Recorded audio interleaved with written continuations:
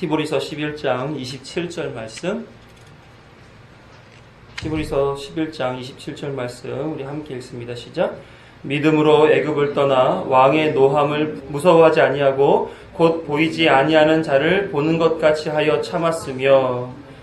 이 말씀에 담긴 모세를 죽이고 살리시며 믿음의 삶을 살게 하신 하나님의 은혜가 저와 여러분에게 가득하시기를 간절히 소망합니다. 우리 어린이 말씀 잠깐 할게요. 목사님 군생활 하는 동안에 시골이니까 밭이 있었어요.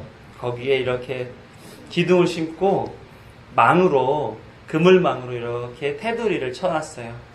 그런데 새벽에 순찰을 돌면서 지나가다 보니까 새가 한 마리 걸려 있는 거예요.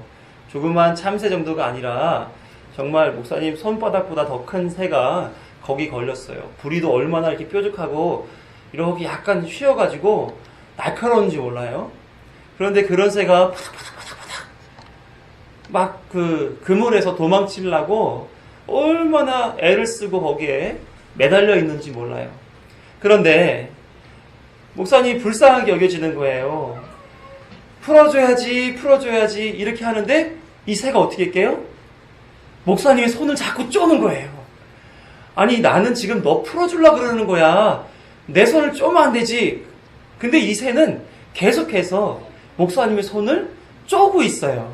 그래서 한 번은 엄지손가락을 콱 물려가지고 손톱 위에 살이 쫙 찢겨지고 피가 나기 시작한 거예요. 그래서 목사님이 어떻게 할까요? 새를 놔두고 그냥 에이 네가 알아서 살아봐 하고 왔을까요? 아니면 그 새를 풀어주려고 시도를 여러 차례 했을까요? 풀어주려고 했겠죠. 그렇죠? 목사님이니까. 그런데 풀어주려고 하니까 어떻게 그 부리를 자꾸 쪼는 부리를 놔둘 수가 없는 거예요. 그래서 먼저 새의 머리를 뒤에 잡고 부리를 손으로 꽉 누른 다음에 한 손으로 풀기 시작을 했어요. 버둥버둥 될 때마다 그 그물망에 자꾸 날개가 끼어들고 꼬여서 더 쪼여지는 거예요. 그러니까 퍼덕퍼덕 거리지 말게 하나씩 이렇게 풀어줘 가면서 결국은 그 새를 다 풀었어요. 자, 그러면 이 새는 목사님한테 고마워야 해야 돼요? 아니면 안 고마워해야 돼요? 고마워해야 되잖아요. 그렇죠? 생명의 은인인데. 근데 이 새는 어떻게 했는지 아세요? 딱 풀어주는 순간 푸르르 하고 날아가 버린 거예요. 결국은 뭐만 남았어요? 목사님한테 영광의 상처만 남았어요. 피 남고 내가 너 살려줬는데 도망가? 마음의 상처만 남아. 손의 상처, 마음의 상처. 자, 잘 생각해 보세요. 하나님이 이렇게 내려다보고 계세요. 그런데 우리 어린이들이 하나님 말씀대로 살아가야 되는데 그렇게 맨날 사라져요? 안 사라져요? 잘 안 사라져요. 그래서 이리 사고치고 저리 사고치고 자꾸 하나님 말씀에 어울리지 않게 행동한단 말이에요. 이해가 되죠? 그러니까 하나님이 보시면서 야 주은아 그러면 안 돼 하고 주은이를 이렇게 바른 길로 인도해 주려고 손을 딱 대는 순간 주은이는 어떻게 해요? 하나님 왜 나한테 그래요? 이러면서 하나님 앞에 이렇게 한다면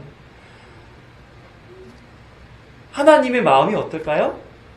아니야 그렇게 하면 안 되는 거야. 이렇게 해야 되는 거란다 하고 안타까운 마음을 가지게 될 것 같아요. 그러면은 계속 나쁜 길을 걸어가는 그런 어린이한테 하나님이 내버려둬야지 맞겠어요? 아니면 자꾸 안내하고 인도해서 바른 길 가도록 해줘야 되겠어요? 응? 바른 길 가도록 해줘야 되겠지. 그죠? 그래서 하나님이 바른 길 가도록 이렇게 했었을 때 자꾸 사람은 싫어요. 나 그렇게 안 갈 거예요. 이렇게 버틴단 말이에요. 왜? 하나님이 자기를 어떻게 나쁘게 하는 줄 알고 그래요. 마치 뭐처럼요? 목사님 처음에 얘기했던 그 새가 풀어주려고 했었을 때 목사님의 손가락을 물고 버둥버둥 대면서 그 도움을 안 받으려고 했던 것과 마찬가지로 그래요. 새는 왜 그랬을까요? 목사님의 뜻을 몰랐기 때문에 그래요.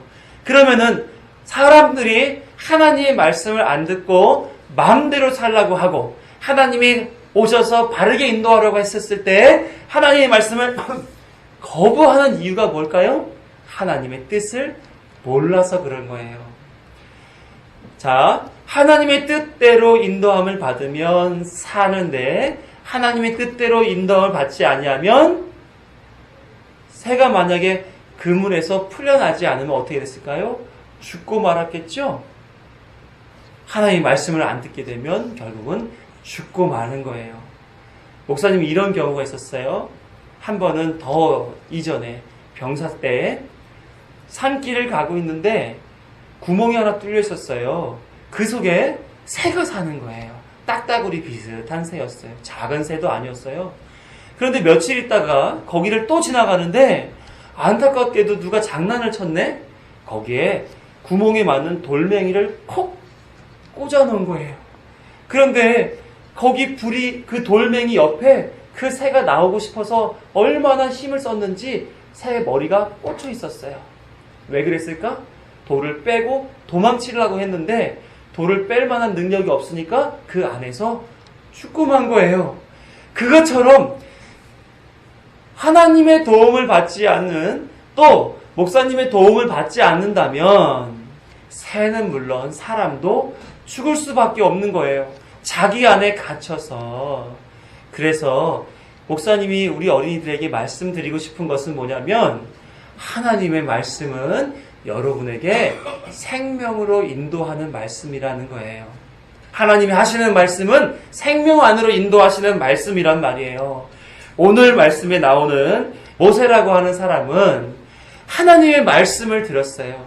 하나님의 말씀을 듣고 그 마음에 예전처럼 아니야 내 맘대로 살 거예요 했던 그 마음이 아닌 하나님 말씀으로 살아야 되는군요를 알게 된 모세는 어떻게 됐냐면 모든 이스라엘 백성들을 애굽 땅에서 이끌어내오게끔 하나님의 말씀으로 명령을 하셨어요. 너는 가서 내 백성 이스라엘을 애굽 땅에서 이끌어내 내가 너에게 약속한 땅으로 가게 하리라 하는 그 말씀을 듣고 모세는 담대하게 바로 왕, 애굽의 왕 앞으로 나아가서 폐하, 제가 이스라엘 백성들을 이끌고 하나님이 약속하신 가나안 땅으로 가야 되겠으니 풀어주십시오 라는 말을 담대하게 얘기했단 말이에요. 이때 애굽의 왕 바로의 높이는 어느 정도 높은 사람이었냐면 세상의 중심이 바로 애굽이었을 때였어요.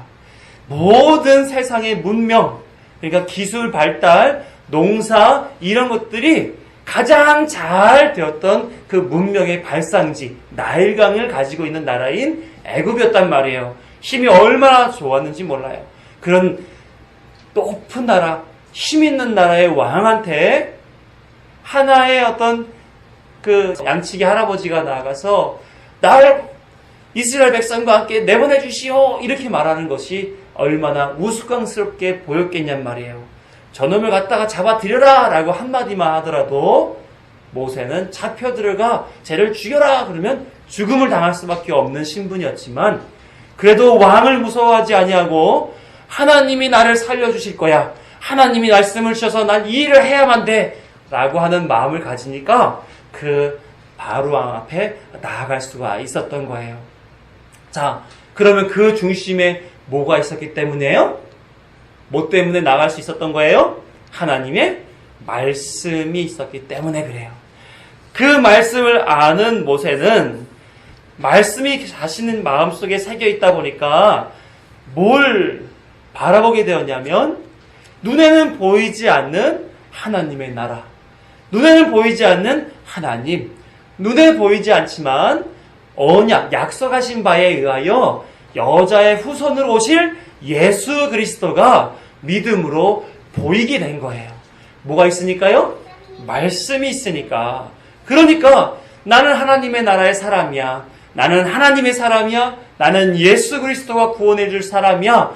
왕 같은 거, 세상 같은 거 두렵지 않아, 무섭지 않아. 이렇게 담대한 사람이 된 거예요. 우리 어린이들 세상에 많은 좋은 것들이 있어요. 배워야 할 것, 연습해야 될 것, 가지고 누려야 할 것, 수많은 다양한 좋은 것들이 있어요. 하지만 한 가지는 결코 포기할 수 없고 절대로 없어서는 안 되는 것이 있어요. 바로 뭐예요? 하나님의 말씀이에요. 우리 어린이들을 살리고 어린이들을 담대하게 하고 어린이들을 더 사랑받게 만들어주시는 하나님의 말씀이 없어서는 우리 어린이들이 바르게 살 수 없는 거예요. 우리 어린이들 하나님의 말씀이 우리 어린이들 가운데 가득했으면 좋겠어요. 목사님의 마음은 여러분들 안에 하나님의 말씀으로 인해서 인생을 살아야지, 하나님의 나라까지 말씀 붙잡고 살아야지, 이러한 마음이 가득하기를 간절히 소망해 봐요. 그래서 지금 눈에 보이지 않지만 반드시 있고 분명히 우리에게 주어질 하나님의 나라를 향해 나아가는 그 우리 어린이들 다 되었으면 좋겠고요. 그 말씀을 주신 하나님과 또 예수 그리스도를 더 사랑하며 사는 믿음 있는 어린이들 다 되었으면 좋겠어요. 그렇게 살 수 있어요? 네, 그래요. 여기까지 할게요. 우리 작년 말씀 나누겠습니다. 사람은 참 바뀌지 않습니다. 그렇죠? 나이가 들어가면 들어갈수록 기존에 자신에게서 이미 갖춰진 생활의 습관, 생각의 습관, 생활 방식의 습관, 다양한 습관에 의해서 만들어 온 자기를 새로운 어떤 변화에 맞추어 바꿔가는 것은 굉장히 어렵습니다. 모험과 같은 거죠. 그러니까 사람은 잘 안 바뀝니다. 이 모험을 받아들이는 것이 쉬운 일이 아닌 것입니다. 그래서인지 누군가가 자신에게 익숙하지 않은 무언가를 이렇게 해보십시오 요구한다면 잘 받아들이지 않습니다. 왜 말을 그렇게 해? 그러면 난 원래 그래 이렇게 얘기하는 경우가 있고, 아침에 좀 일찍 일어나자 그러면 난 원래 아침잠이 좀 많아 이렇게 얘기하고, 옷을 벗어놓아서 빨래를 할 때 그냥 뒤집어 벗는 경우들이 많잖아요. 편하게. 그러면 좀 바르게 예쁘게 좀 벗어놔줘. 신던 양말 뒤집는 거 누가 좋겠어? 그러면 그대로 바로 내가 신을 때 뒤집어서 신을게. 이렇게 얘기하는 경우들이 많이 있습니다. 이건 생활 습관의 경우죠. 자신의 건강의 문제에서도 그래요. 네? 당뇨가 있으니까 단 것을 삼가하십시오. 그래도 아유 더운데 파피신 정도는 좀 먹어줘야 되지 않겠습니까? 혈압이 높으니까 약은 반드시 드시고 무리한 거 하지 마십시오. 그래도 먹고 살라니까 이거 안 할 수 있습니까? 이렇게 나온단 말이에요. 폐암이 있어도 담배를 끊지 못하고 간암이 있어도 술을 끊임없이 마시는 이유는 새로운 요구에 부응해서 자신을 바꾸는 데 있어서 두려움이 있기 때문에 그런 거예요. 그래서 내 몸은 내가 제일 잘 알아 이러면서 자신이 가지고 있었던 기존의 그 죽어가는 습관 그대로를 고수하려는 그런 삶을 끊임없이 유지하고 산단 말이에요. 그런데 그렇게 완강하게 자기 습관대로 살려고 발버둥 치는 그런 사람이 바뀌는 경우가 있습니다. 언제 바뀔까요? 언제 바뀌어요? 죽기 직전에 바뀌는 경우가 있어요. 그렇게 교회를 비난하고 성도들을 손가락질하던 사람이 죽는 순간 앞에 예수를 믿으시겠습니까? 그러면 아멘 이렇게 얘기를 해요. 왜 그럴까요? 죽음이 자신보다 더 크게 여겨지고 두려운 존재라고 생각이 들기 때문에 그래요. 죽음이 두렵게 느껴지지 않았던 때에는 내가 자신을 지켜가야 된다라는 생각으로 자신의 능력을 의지하고 살지만, 죽음이 두렵게 느껴지는 때가 되니 나는 죽음을 이길 수 없고 죽음을 이기게끔 해줄 수 있는 누군가를 붙잡아야만 산다는 그 생각에 죽음을 이기신 예수 그리스도를 믿으시겠습니까? 그러면 아멘 그렇게 한단 말이에요. 여러분들은 어떠십니까? 잘 바뀌시는 스타일이세요? 잘 안 그렇죠? 그러면 죽음을 이기실 능력이 있으십니까?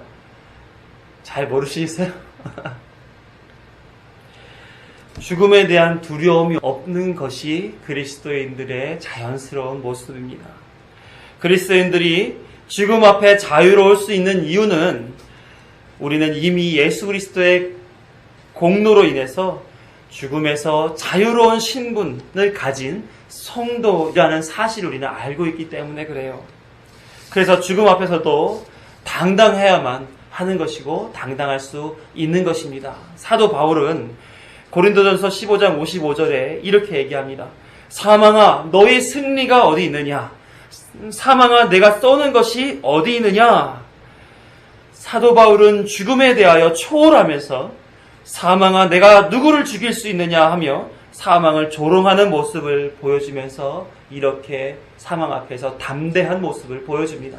그리고 이렇게 고백하지요. 이어진 고린도전서 15장 57절에 우리 주 예수 그리스도로 말미암아 우리에게 승리를 주시는 하나님께 감사하노니 뭐에 대한 승리예요? 사망에 대한 승리죠. 사망을 이기게 된 원인을 예수 그리스도께로 돌리고 감사하고 있습니다. 사도 바울은 직접 예수님을 보았고 예수님의 부름을 받은 성도라는 자신의 신분을, 정체성을 분명히 알고 있었기 때문에 이렇게 죽음 앞에 담당하고 감사로 하나님께 영광을 올려드릴 수 있었던 것이죠. 우리는 어떻습니까? 우리도 사도 바울과 동일한 입장에 있는 사람들이에요. 그리스도로 인해 죽음 앞에서 당당히 사망아 너희 승리가 어디 있느냐? 사망아 내가 나를 쏠 수 있다고 너의 쏘는 것이 과연 어디 있느냐? 이렇게 말할 수 있는 신분을 가진 성도란 말입니다. 그럼 누가 그런 성도가 되게 했어요? 우리를 성도 삼아주신 하나님, 그분이 오로지 당신의 뜻대로 그렇게 하신 것입니다. 그러므로 믿음으로 이 사실을 아는 성도라면 사도 바울과 같이 고백해야 함과 동시에 늘 항상 하나님 앞에 감사하고 살아야만 하는 것이죠. 이렇게 하나님이 예수 그리스도를 통해서 사망을 이길 수 있도록 해 주신 것을 우리는 뭘로 알 수 있습니까? 믿음으로 아는 거예요. 믿음으로. 그런데 이 믿음은 우리 사람에게서 자생적으로 나타나지는 것이 아니라 하나님께서 우리에게 주신 선물이라고 사도 바울은 에베소서 2장 8절에서 그렇게 소개합니다. 한번 같이 읽어볼까요? 에베소서 2장 8절 말씀 시작.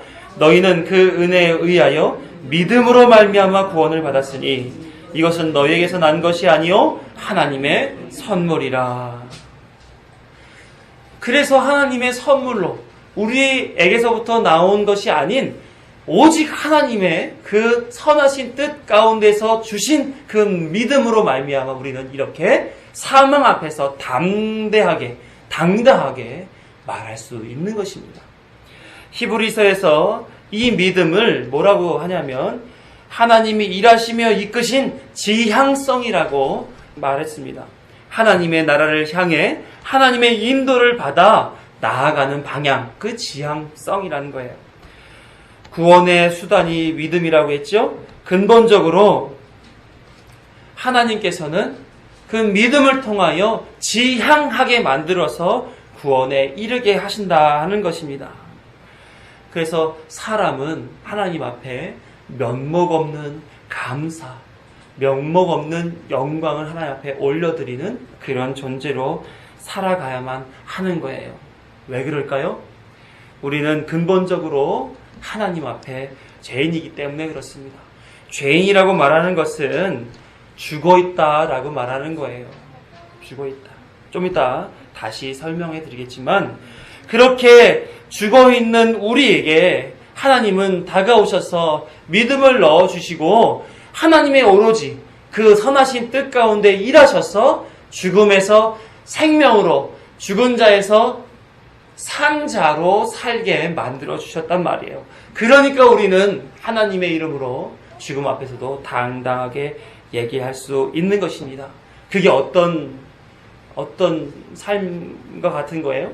마치 믿음으로 아브람을 아브라함으로 바꿔주시고 야곱을 이스라엘로 그 과거 옛사람에서 새 사람으로 바꿔주시는 과정과 같이 우리도 동일하게 그렇게 바꿔주셨단 말이에요. 믿음의 원리가 그렇다는 거죠. 그래서 우리를 구원으로 이끌어 주시고 죽음 앞에서 당당하게 살게 해 주셨다는 겁니다.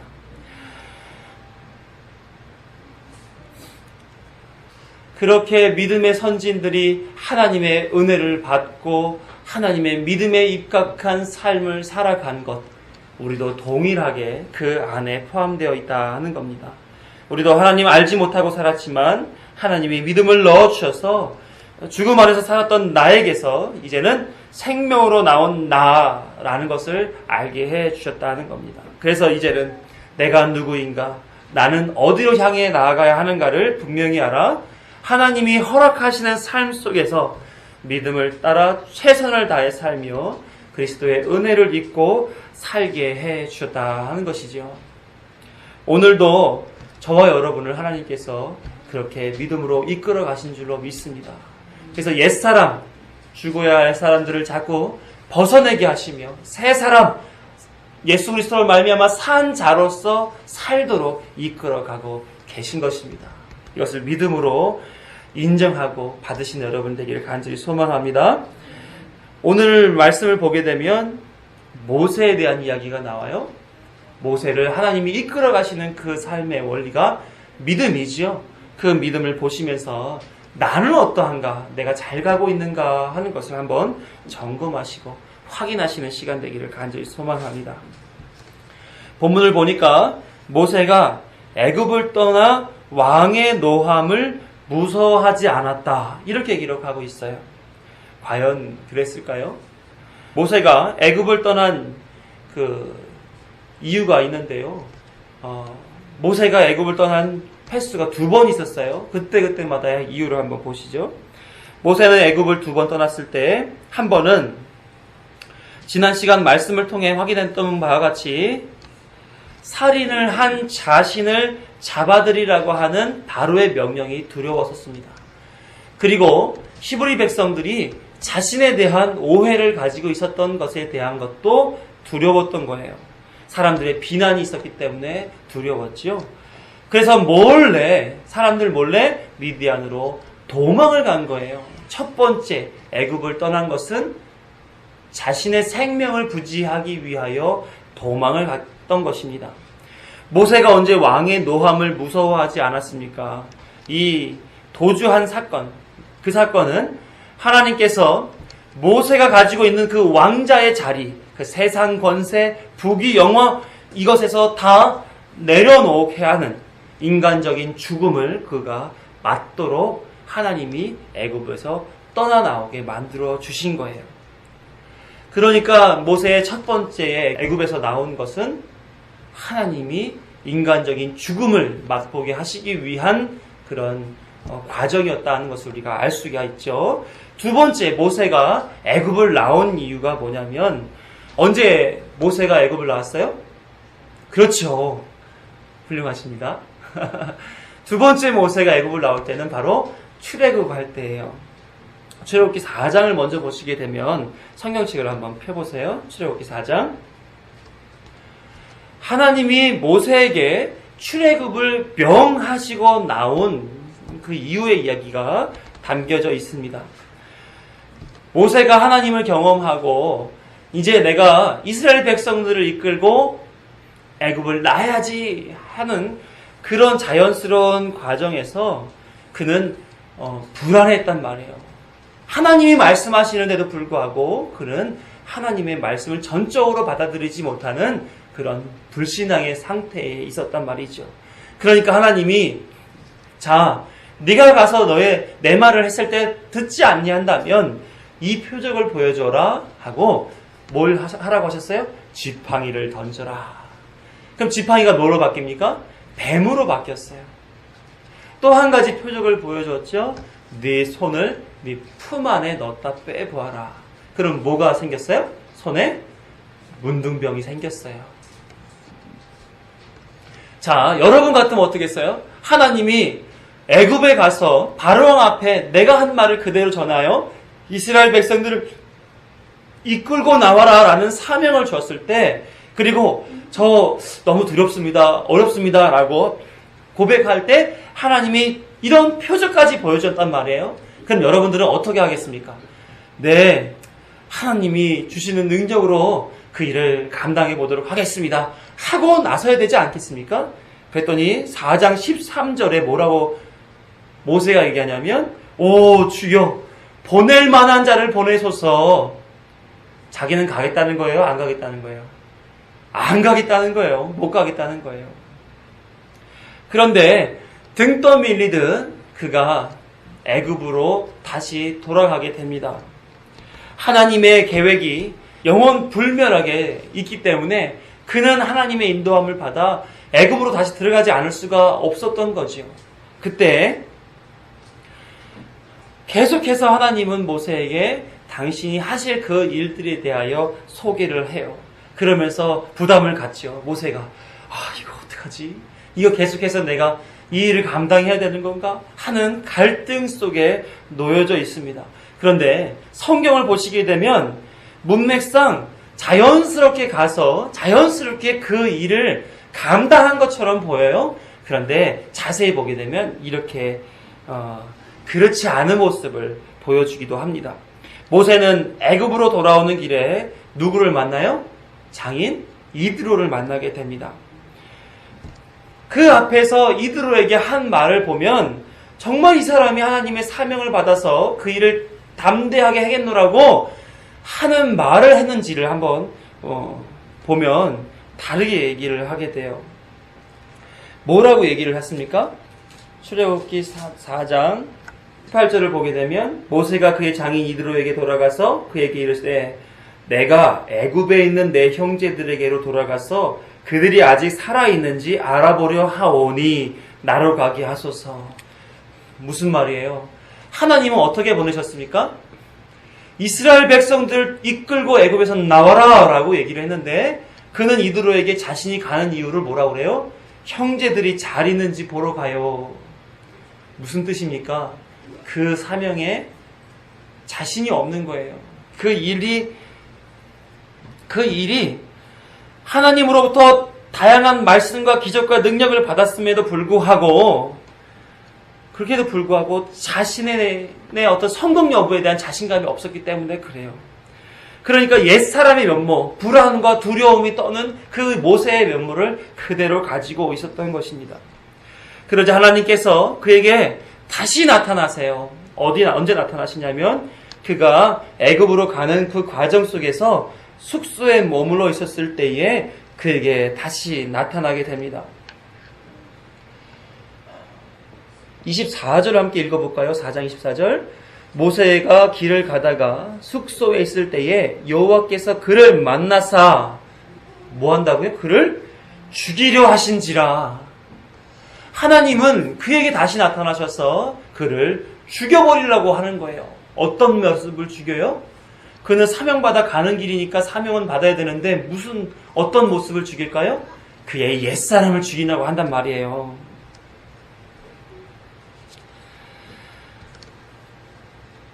하나님은 그의 옛사람을 죽이고 새 사람으로 다시 살려 하나님의 사람으로 세우려고 했던 것입니다. 하나님의 그런 의도를 모세는 잘 몰랐던 것 같아요. 그런데 누가 알았을까요? 그의 아내 십보라가. 어떻게 하나님의 의도를 알아냈는지 모르지만 모세의 아내 십보라는 돌칼을 가져다가 그 아들의 표피를 베어 모세의 발에 갖다 내밀면서 당신은 나의 피난편입니다. 이렇게 고백을 한단 말이에요. 뭐 한 거예요? 표피를 베었다는 것이 할례를 했다는 거예요. 아들에게 할례를 한 거죠.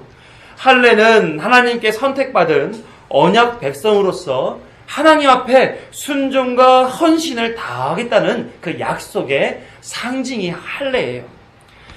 모세는 이미 자신을 죽이기 위해 달려든 하나님으로부터 1차 죽음을 당하고 그리고 그의 아들의 피 흘림으로 말미암아 다시 살림을 받은 자로 이렇게 나타나지게 된 것입니다.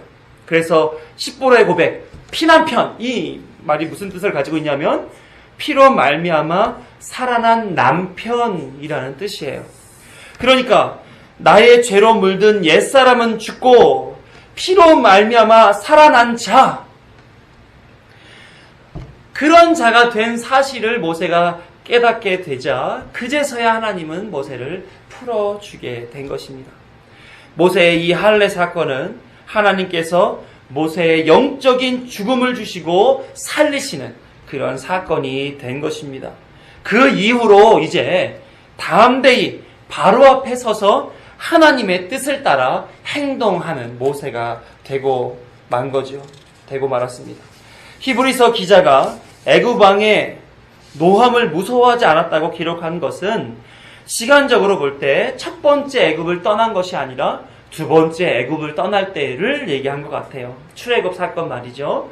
그러나 출애굽의 담대한 모습으로 자신의 사명을 감당하게 할 수 있었던 것은 바로 이 피 흘림의 사건, 죽었던 자신이 다시 피로 말미암아 살아난 그 사건에 의하여 중심이 변화되었기 때문에 그 일을 감당할 수 있었던 것이고, 그것은 모세의 능력을 따라서 행한 것이 아니라 이후에 피 흘려 다른 사람에게 믿음을 주시는 예수 그리스도를 힘입어서 그 일을 할 수 있었다라는 것을 우리 성경 통해서 알 수가 있는 것입니다.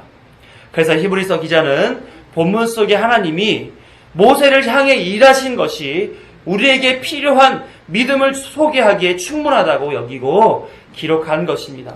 그래서 너희들도 내가 믿음으로 다가갔었을 때 뭘 하는지 아느냐?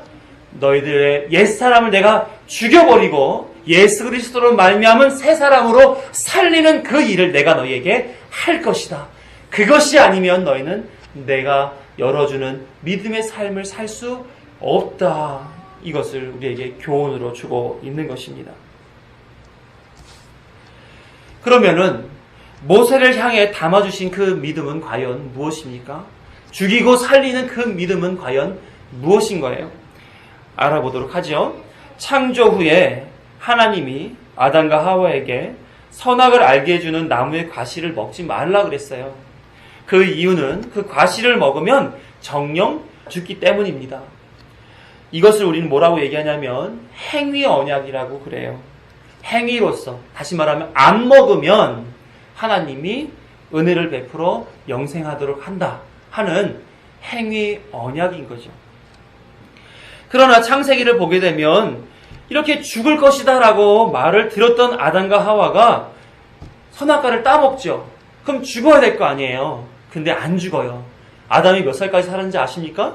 무려 930년을 살아요. 그러면 하나님의 말씀이 거짓말인 거예요? 그렇지 않지요.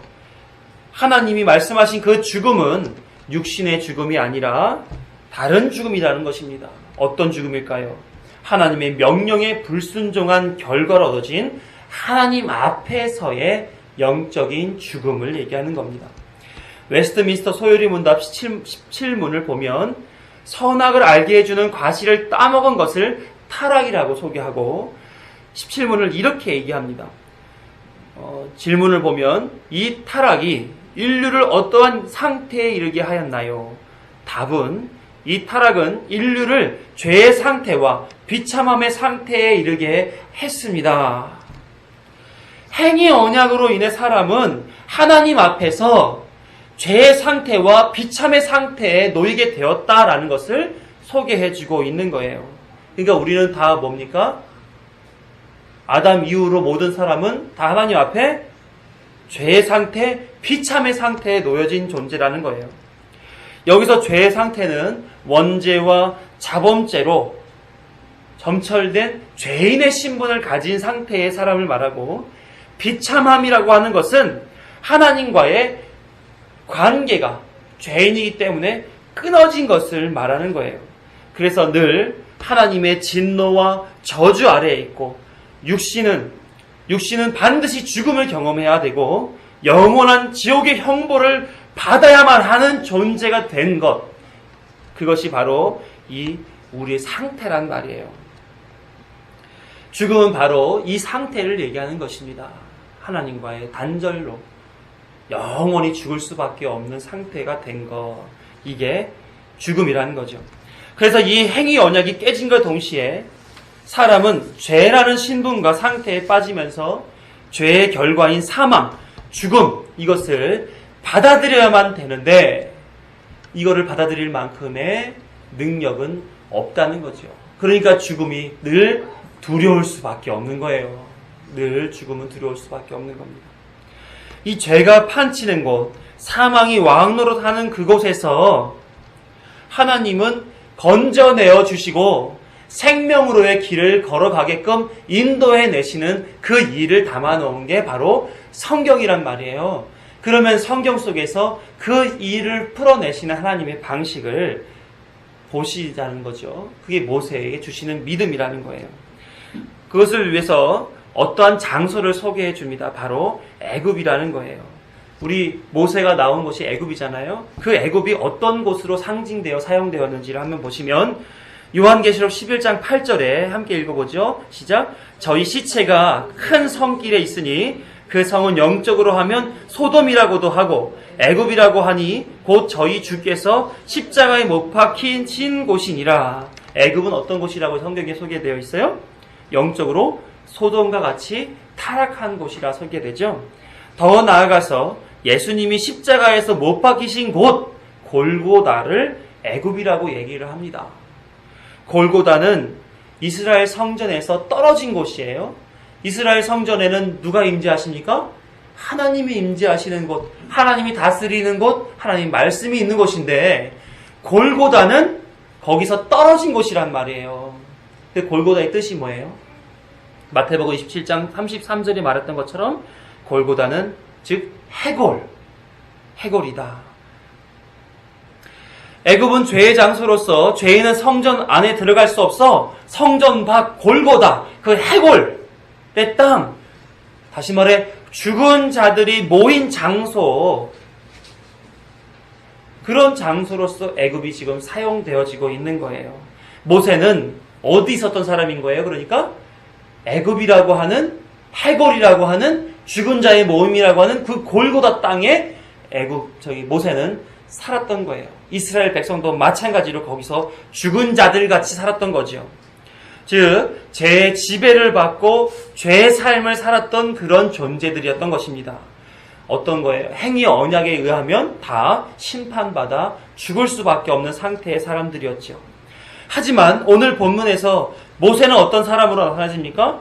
모세는 애굽이라는 죄의 땅에서 바로라는 죄의 통치를 두려워하지 않고 그것을 떠나 나온 사람이라고 소개하고 있는 거예요. 그가 무엇으로 인하여 그곳에 떠나 나올 수 있었어요?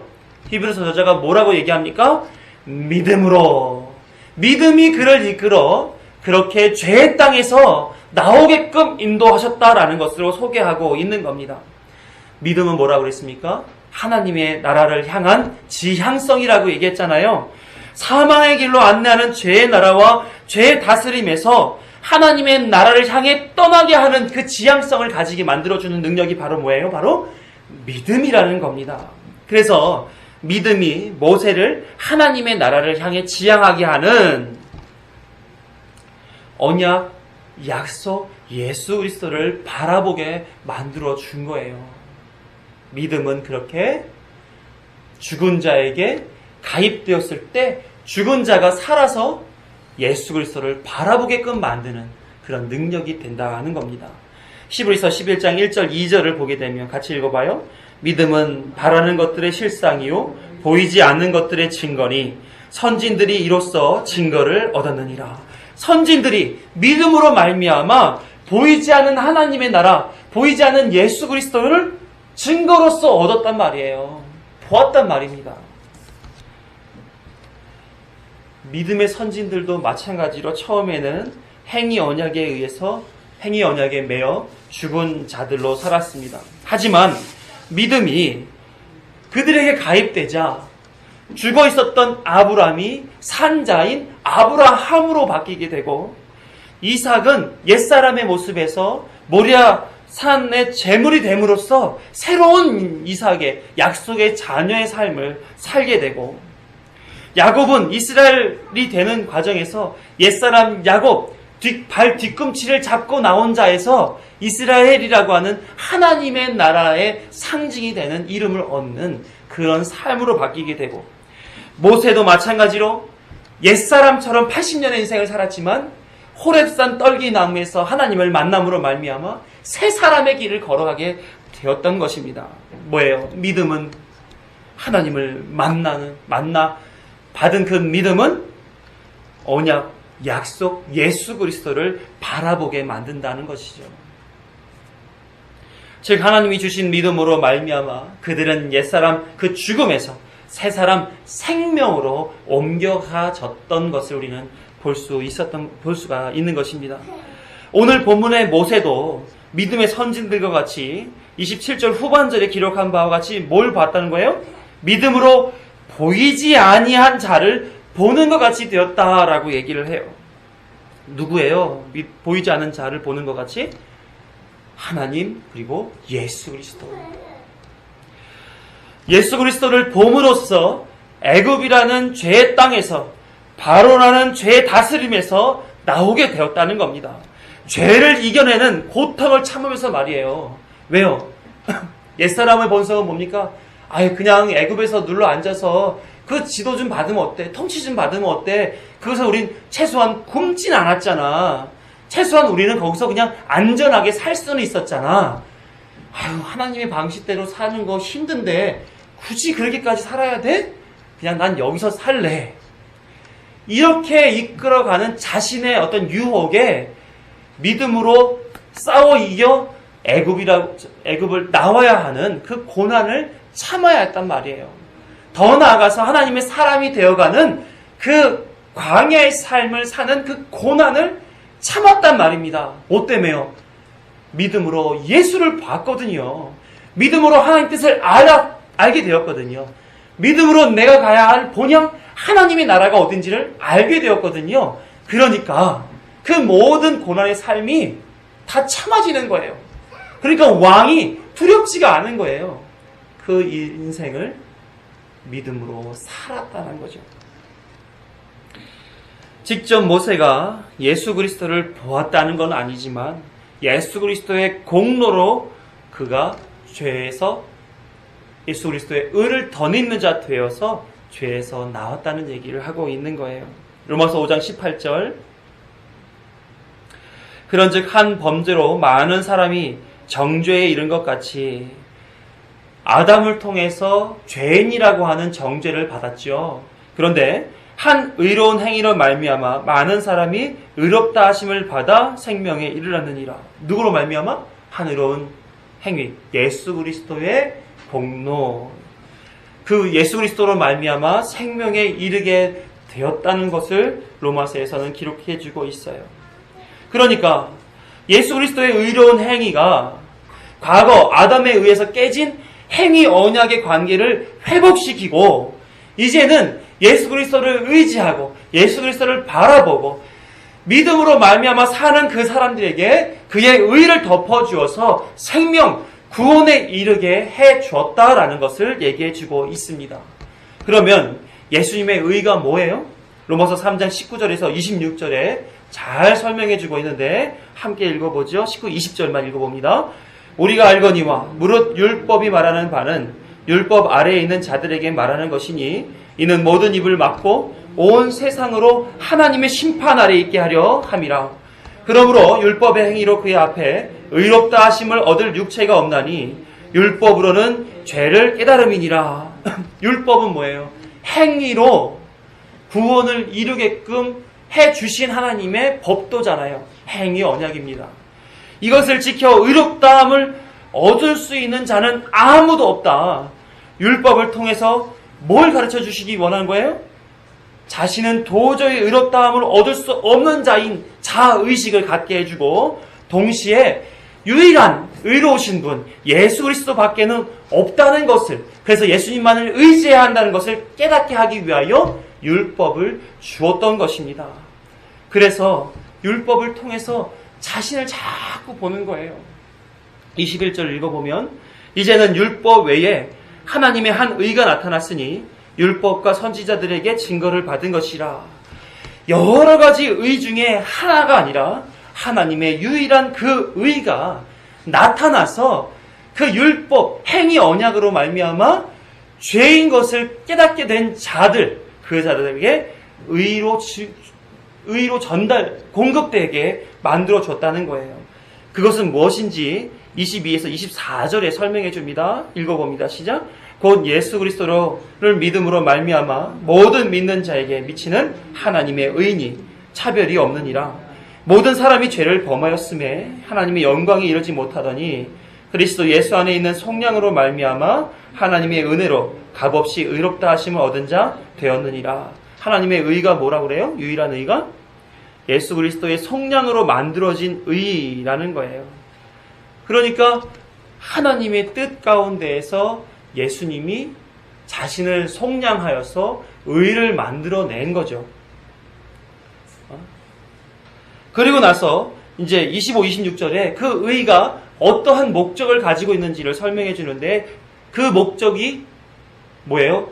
우리와 같은 죄인들에게 공급되어지는 구원인 거죠. 자, 25, 26절을 한번 봅니다. 시작. 이 예수를 하나님이 그의 피로써 믿음으로 말미암아는 화목 제물로 세우셨으니 이는 하나님께서 길이 참으시는 중에 전에 지은 죄를 간과하심으로 자기의 의로우심을 나타내려 하심이니 곧 이때에 자기의 의로우심을 나타내사 자기도 의로우시며 또한 예수 믿는 자를 의롭다 하려 하심이라. 이 예수 그리스도의 의가 어떤 목적을 가지고 있다고 그래요? 하나님의 의로우심을 나타내기 위함이다. 동시에 예수를 믿는 자를 의롭다 하게 하심이다. 목적을 가지고 있다는 거죠. 즉 예수님의 의는 하나님의 의를 드러내는 의이자 동시에 영광에 이르지 못할 죄인들을 위하여 하나님의 죄 사함을 받도록 예수 그리스도가 제물이 되어 주셔서 화목제물에 자신을 죽여주심으로써 순정해 주신 그 의를 얘기하는 것입니다. 사도 바울은 고린도서 5장 21절에서 이렇게 또한 얘기해요. 하나님이 죄를 알지도 못하신 이를 우리를 대신하여 죄로 삼으신 것은 우리로 하여금 그 안에서 하나님의 의가 되게 하려 하심이라. 그러니까 믿음의 선진들과 모세는 바로 이 보이지 아니하는 자 예수 그리스도의 이렇게 행하신 의, 그 의로 말미암아 구원의 공로로 말미암아 공급되어진 믿음에 인해서 그것을 바라보고 순종하여 하나님 나라를 지향하는 사람이 되었다는 것이죠. 그래서 예수 그리스도의 공로로 인해 우리에게 그의 의가 덮여져서 옛사람의 죽음에서 이제는 그리스도로 말미암은 새 사람 생명으로 살게 되었다는 거예요. 이건 이해가 되시죠? 그렇죠?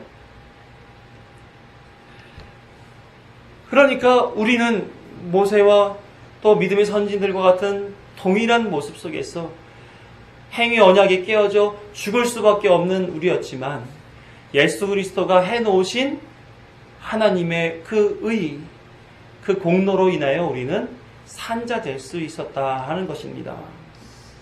이것은 예수님의 죽음과 부활의 모습 속에서 더 잘 이해할 수가 있어요. 예수님은 어디서 죽으셨죠? 골고다에서 십자가에 못 박혀 죽으셨죠? 그곳에서 무수한 죄인들이 십자가 형벌로 죽고 썩었습니다. 그래서 그곳의 이름이 해골이란 뜻을 가지고 있는 거예요. 그것을 다른 지명으로 뭐라고 불렀다고 아까 했어요? 애굽이다 이렇게 얘기했죠. 예수님은 옛사람의 모습처럼 죄인의 대표로서 어디서 죽은 거예요? 해골, 애굽에서 죽으셨어요. 그런데 예수님은 어디서 부활하셨는지 아십니까? 요한복음 19장 41절을 보게 되면 함께 읽어봅니다. 시작. 예수께서 십자가에 못 박힌 곳이 동산이 있고 동산 안에 아직 사람을 장사한 일이 없는 새 무덤이 있는지라.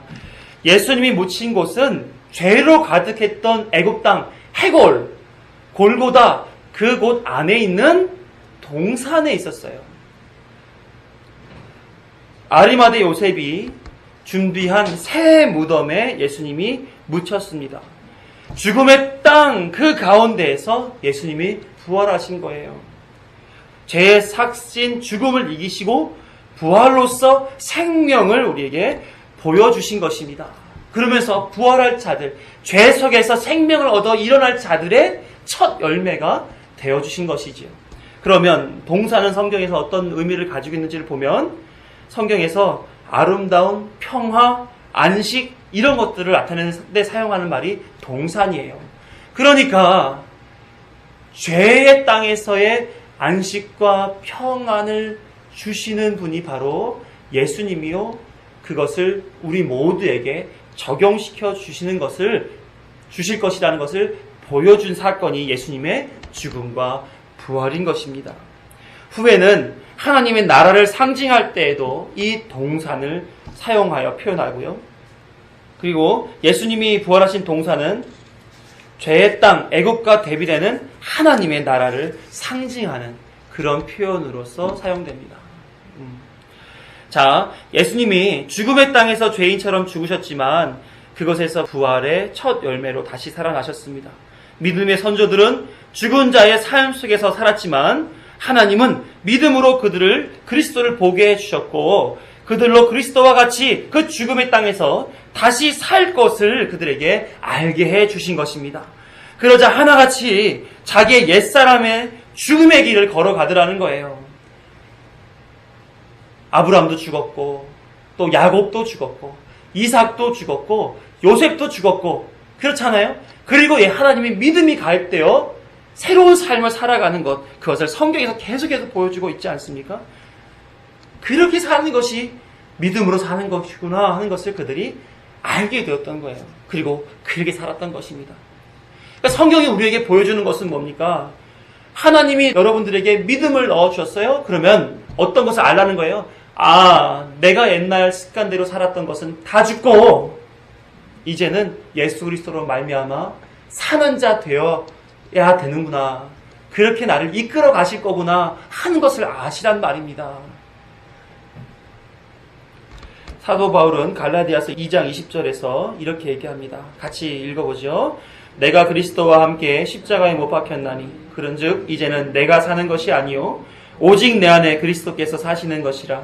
이제 내가 육체 가운데 사는 것은 나를 사랑하사 나를 위하여 자기 자신을 버리신 하나님의 아들을 믿는 믿음 안에서 사는 것이라.